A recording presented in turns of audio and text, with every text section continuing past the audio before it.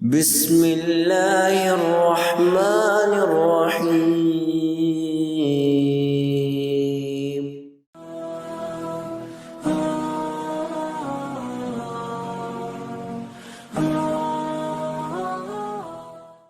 غیبت کرنا اللہ رب العزت کی وہ عظیم نافرمانی ہے جس کا شمار کبیرہ گناہوں میں ہوتا ہے۔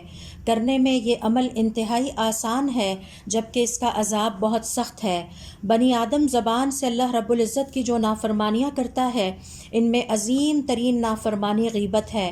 آپ صلی اللہ علیہ وسلم کا ارشاد ہے، قیامت کے دن غیبت کرنے والے دہکتے ہوئے گرم تانبے کے ناخنوں سے اپنے چہرے اور سینے اس طرح نوچتے ہوئے اپنے رب کے سامنے حاضر ہوں گے جیسے وہ دنیا کی زندگی میں اپنے مسلمان بھائیوں کی عزتیں نوچا کرتے تھے، کیونکہ بدلہ عمل جیسا ہی ہوتا ہے۔ حضرت جابر رضی اللہ تعالیٰ عنہ فرماتے ہیں کہ حضور اکرم صلی اللہ علیہ وسلم کے ہم ساتھ تھے، اچانک ایک سمت سے سخت بدبودار ہوا آئی۔ آپ صلی اللہ علیہ وسلم نے فرمایا، جانتے ہو یہ بدبو کیسی ہے؟ یہ ان لوگوں کی بو ہے جو مسلمانوں کی غیبت کرتے ہیں۔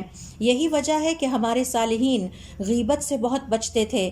امام بخاری رحمۃ اللہ علیہ فرماتے ہیں، میں امید رکھتا ہوں کہ موت کے بعد جب اللہ تعالیٰ سے میری ملاقات ہوگی تو مجھ سے غیبت کے حوالے سے کوئی پوچھ گچھ نہیں ہوگی، کیونکہ مجھے یاد نہیں پڑتا زندگی میں نے کبھی کسی کی غیبت کی ہو۔